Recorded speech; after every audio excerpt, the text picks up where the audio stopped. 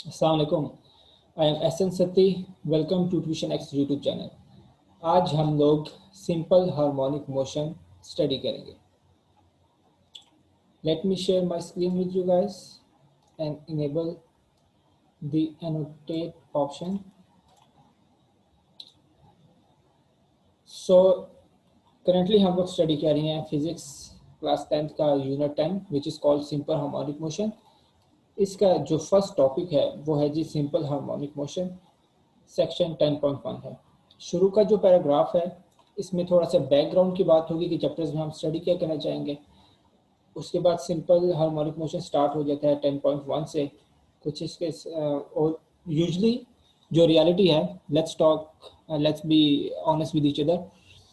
बच्चों को ना ये चैप्टर बहुत ही मुश्किल लगता है और यूजली तो बच्चों को समझ ही नहीं आती है। ठीक है, 3-4 लेक्चर्स तो लग जाते हैं ये समझने में कि भाई ये मीन पोजीशन क्या बुला है और एक्सट्रीम पोजीशन क्या बुला है। ठीक है, और ये सिंपल हार्मोनिक मोशन, ये हार्मोनिक का मतलब क्या होता है। तो सबसे पहले तो यार let's let's let's just search के ये जो हार्मोनिक है ये क्या बुला है। अच्छा, इसमें एनोटेशन की ऑप्शन अभी नहीं आ रही, सो मैं माउस सेलेक्ट करता हूँ। देखिए, कोई भी चीज़ अगर आपको नहीं पता, सो लेट्स जस्ट एक second, let's just search harmonic, ताकि सबसे पहले ये चीज़ तो ख़त्म हो कि भाई हार्मोनिक क्या होता है। हार्मोनिक इज अ सिग्नल और अ वेव, बस that's it. So simple harmonic motion ये सारा वाइब्रेटरी मोशन है। वाइब्रेटरी मोशन वेव मोशन होता है, ऑसिलेटरी मोशन होता है, ऑसिलेटरी मोशन भी वेव मोशन होता है। ये आपको नज़र आ रहा है, ये वेव आ रही है। इसीलिए जब बॉडी इस तरीके से मोशन में होती है तो उसको हम कहते हैं simple harmonic motion. Harmonic motion की डिफरेंट टाइप्स हैं, ये जो है ये सबसे सिंपलेस्ट टाइप है, हम इसी टाइप को पढ़े होते हैं। और मोशन बॉडी मोशन में, ठीक है जी, समझ आ गई।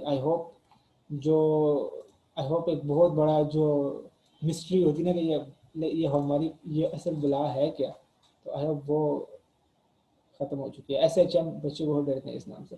अच्छा, mass of motion of mass attach to a spring.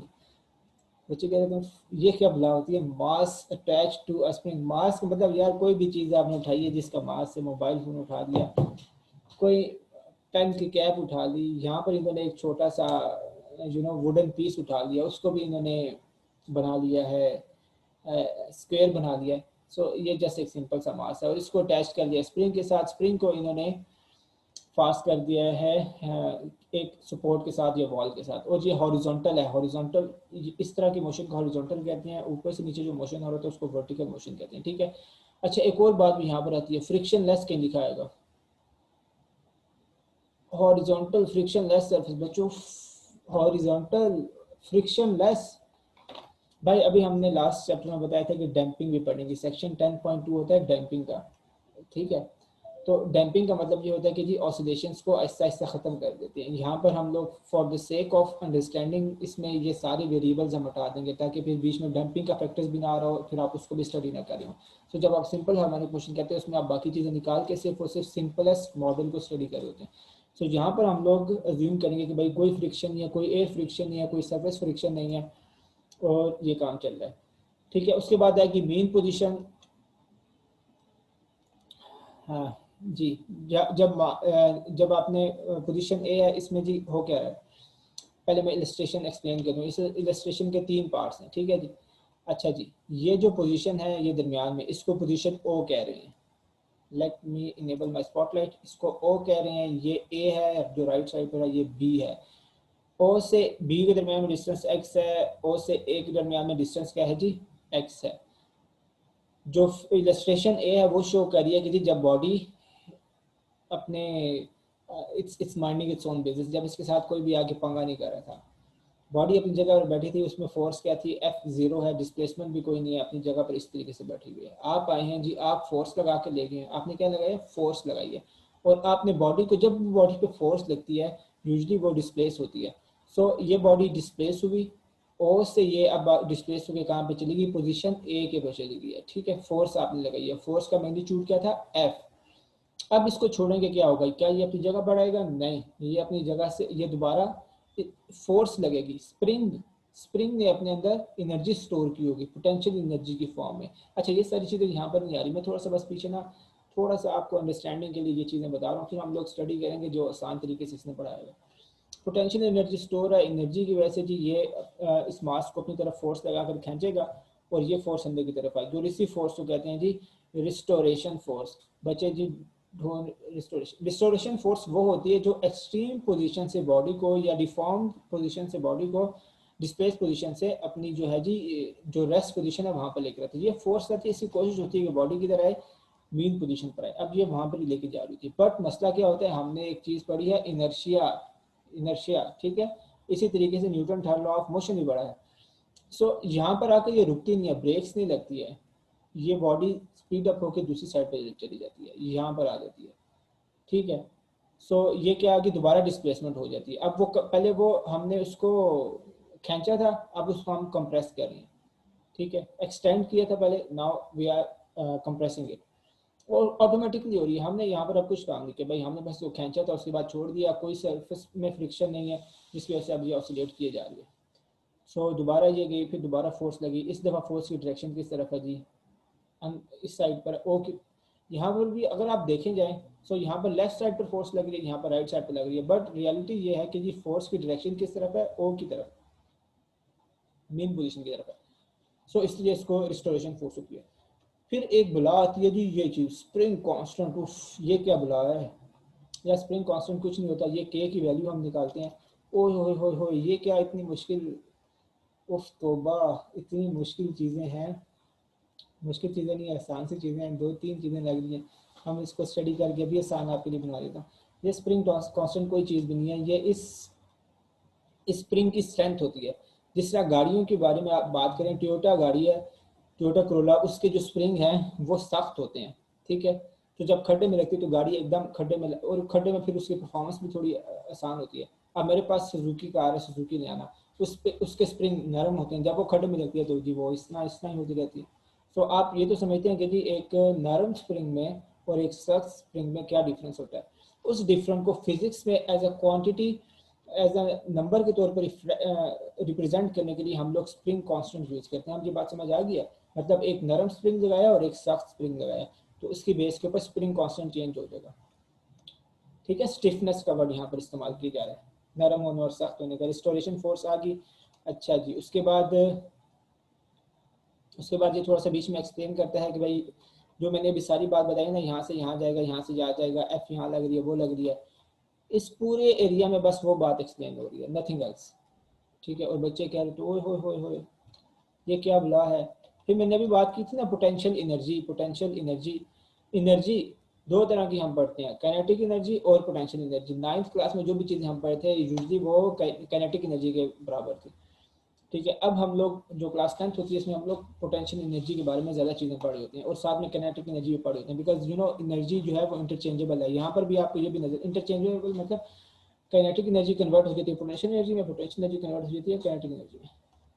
सो ये एनर्जी की भी आप लोग जो है जी एनालिसिस कर रहे होते हैं। वो क्या रहा है जी, एक्स ए है, एक्स जीरो है, प्लस ए है, माइनस ए है, मतलब ये डिस्प्लेसमेंट, ठीक है। एक्स की वैल्यू उन्होंने ए कर दी है, यहाँ पर माइनस ए कर दिया, मतलब बाहर की जगह तरफ जब जब खींच रहे हैं स्प्रिंग को तब ए कह दिया, जब जब वो स्प्रिंग दब रहा है तो उसको हमने माइनस ए कह दिया। नेगेटिव ये बता रहे कि जी अब हमने कंप्रेस किया, बहुत दूसरी डायरेक्शन में हो रहा है। सो जब मेन पोजीशन है वहाँ पर पोटेंशियल एनर्जी क्या होती है, जीरो। जब पोटेंशियल एनर्जी जीरो है, काइनेटिक एनर्जी मैक्सिमम है, जो आपने लगा के इसको खींच लिया यहाँ पर ले आए, ठीक है। अच्छा अब यहाँ पर हुआ क्या, यहाँ पर आपने इसको खींच के पकड़ा हुआ है, उस स्प्रिंग के अंदर पोटेंशियल एनर्जी स्टोर होगी और वो भी मैक्सिमम आ गई है। जब वो आप सबसे एक्सट्रीम पोजीशन पर है, मतलब एंड के ऊपर आप खड़े हैं, जो ही आप रिलीज करेंगे वो पोटेंशियल एनर्जी कन्वर्ट किस में होना शुरू हो जाएगी, काइनेटिक एनर्जी में, और ये स्प्रिंग भी स्पीड पकड़ता जाएगा। जब वो वापस आएगा ना अपने इस जगह पे, तब ये वाली बात आएगी, तब इस जगह पर आके पोटेंशियल एनर्जी टोटल जीरो हो चुकी होगी, बिकॉज ना स्प्रिंग जो है ना वो कंप्रेस हुआ हुआ है ना वो एक्सटेंड हुआ हुआ है, तो पोटेंशियल एनर्जी जीरो होगी। पोटेंशियल एनर्जी स्टोर हो सकती है स्प्रिंग के अंदर, और काइनेटिक एनर्जी जो है जी वो मोशन से रिलेटेड है। अब यहाँ पर इसकी स्पीड सबसे तेज होगी, जब स्पीड तेज है तो फिर काइनेटिक एनर्जी भी सबसे ज्यादा है। जब वापस वो इस पोजीशन पर आएगा दोबारा, अब स्प्रिंग जो है वो कंप्रेस हो गया, दोबारा उसमें पोटेंशियल एनर्जी स्टोर हो गया और स्पीड उसकी जीरो होगी। जब स्पीड जीरो होगी काइनेटिक एनर्जी जीरो, और अब दोबारा वो उसके अंदर सलाहियत आ गई कि वो पुश कर सके, तो उसमें पोटेंशियल एनर्जी भी दोबारा से मैक्सिमम होगी और यही काम चलता रहेगा। ठीक है, बस इतनी सी बात है। यही चीज़ यहाँ दोबारा से एक्सप्लेन की जाएगी। उसके बाद ऑटोमेटिकली ये आपसे नहीं निकलवाएगा, आपको ये एक सॉरी ये आपको फॉर्मूला इसने दे दिया है, बस that is it.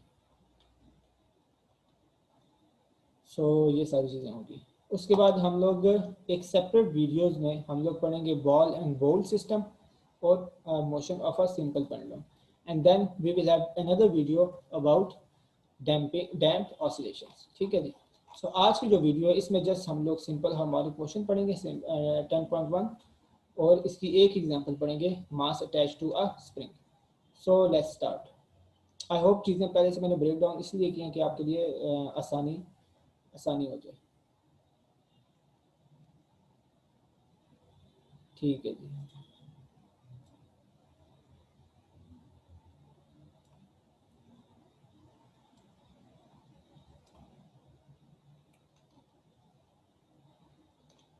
So are you guys ready? Let's start. Let me select red colour. Okay जी, सिंपल हार्मोनिक मोशन, पता नहीं क्यों बुलाया, आई होप अब आपके लिए आसान बन गया। So in the following sections we will discuss simple harmonic motion of different system। नीचे जाके हम लोग जो है जी हार्मोनिक मोशन पढ़ेंगे डिफरेंट सिस्टम्स के। एक सिस्टम हो गया mass attach to a spring, दूसरा सिस्टम हो गया बॉल एंड बाउल सिस्टम, तीसरा सिस्टम क्या है जी सिंपल पेंडुलम। बस these three। The motion of a mass attached to a spring on a horizontal frictionless surface। horizontal बता दिया कि भाई इस तरह के मोशन को horizontal कहते हैं, ऊपर नीचे के मोशन को वर्टिकल कहते हैं। फ्रिक्शनलेस ये फ्रिक्शन के बगैर बनाई हुई है ताकि इसमें डैम्पिंग वाली चीज़ आपको ना पड़े, अलग-अलग आपको दोनों चीज़ें पढ़ा रहे हैं ताकि आसान बने जाए आपके लिए। अच्छा जी, the motion of a ball, ये सारी चीज़ें एक्सप्लेन होगी। So let's just jump into the example. बहुत ही आसान चीज़ है। अच्छा, फौरन लगती है बच्चों को बिकॉज रीडिंग करने की आदत नहीं होती, इसलिए फिर वो इससे डर रहे होते हैं। Motion of mass attach to a spring, जल्दी से मैं दोबारा से बता दूं आपको भाई हो क्या रहा है।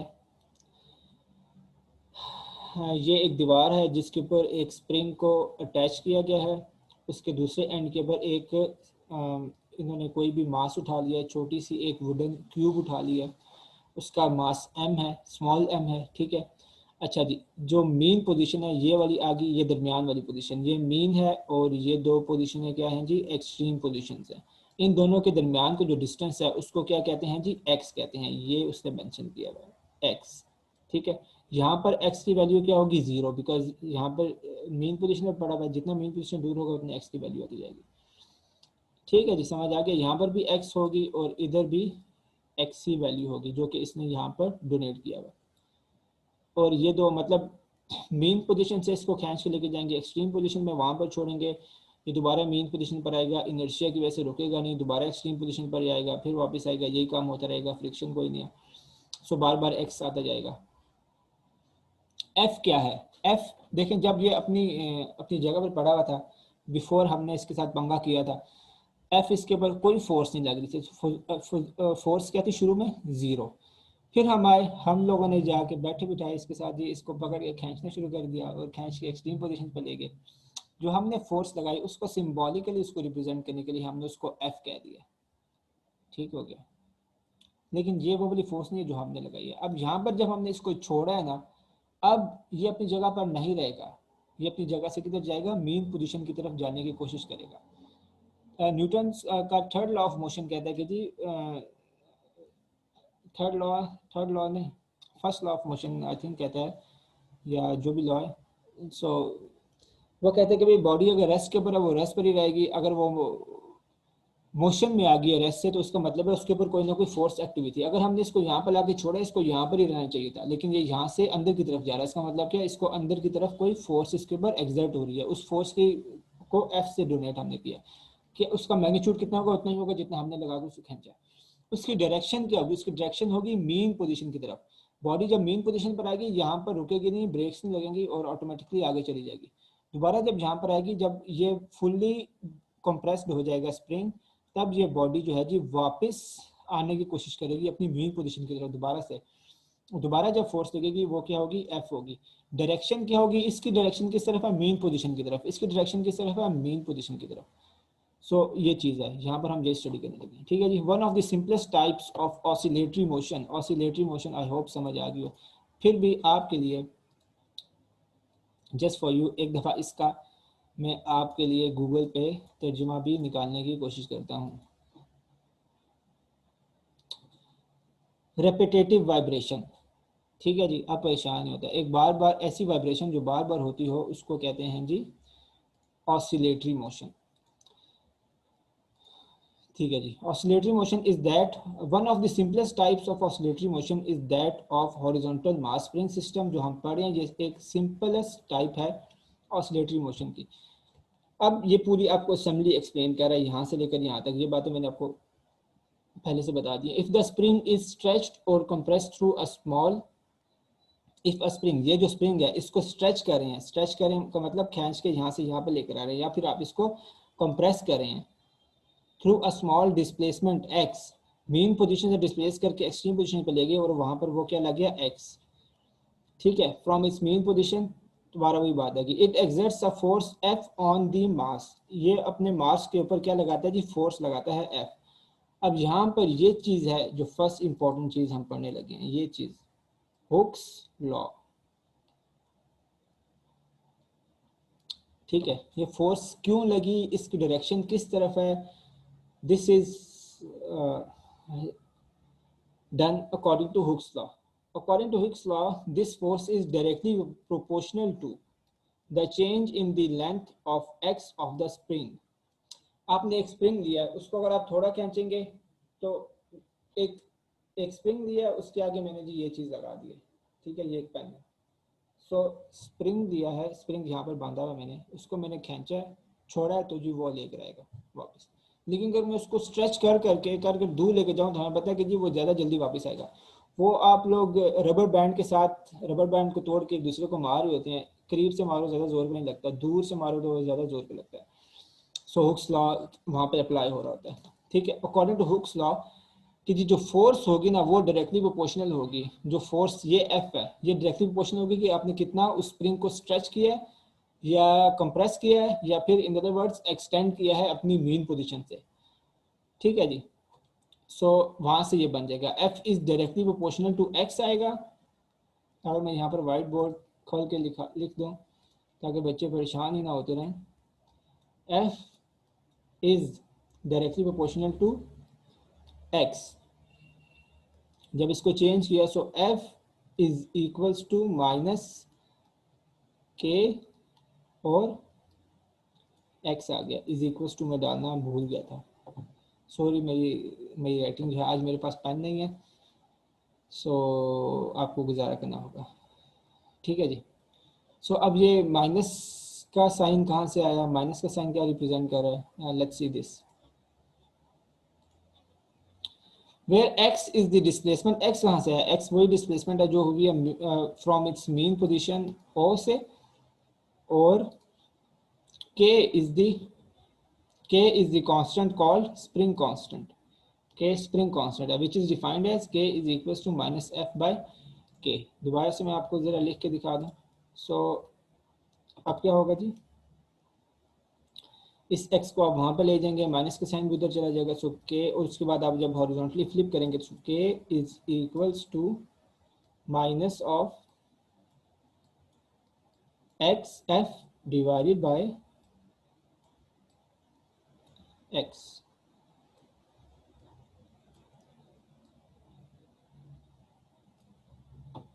ठीक है जी, दिस इज x। अब the value of K is a measure of the stiffness of the spring, K की वैल्यू क्या है जी, के ये स्प्रिंग कितना स्टिफ है, और जितनी वैल्यू लार्ज होगी स्टिफ, जो जो जो सख्त किस्म के स्प्रिंग्स होंगे ना, stiff springs have large value of K and soft springs have small values of K, ये लिखा हुआ है। ठीक है जी, काफ़ी इंटरेस्टिंग इंफॉर्मेशन है।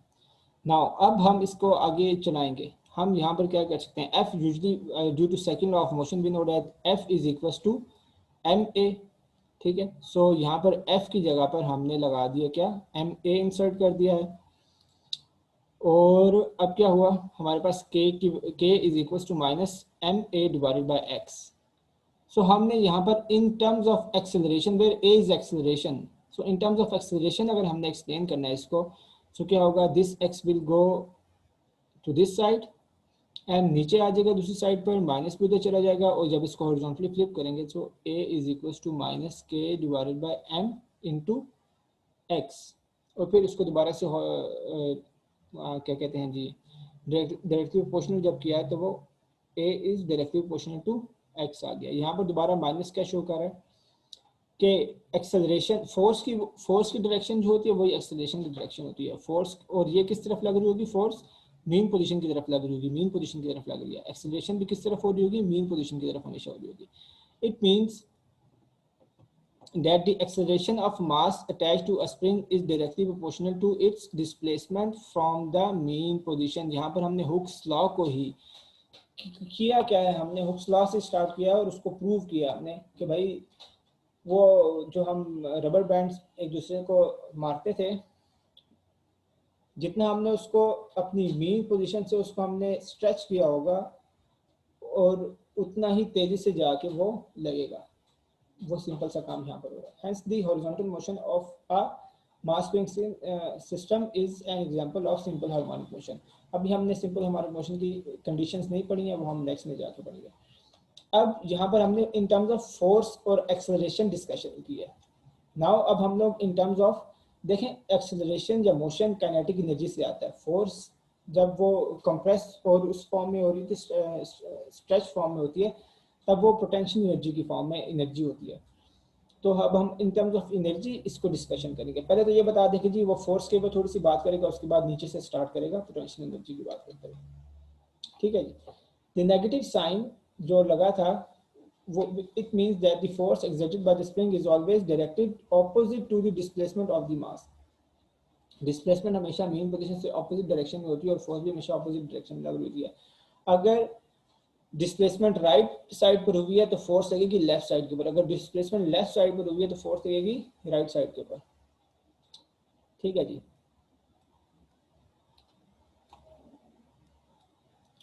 Because the spring force always acts towards the mean position, it is sometimes called a restoring force। restoring force क्यों कहते हैं, because ये हमेशा मीन पोजीशन की तरफ इसकी डायरेक्शन होती है। एमसीक्यू भी बन सकते हैं इसमें। A restoring force always pulls or pushes the object performing oscillatory motion towards the mean position।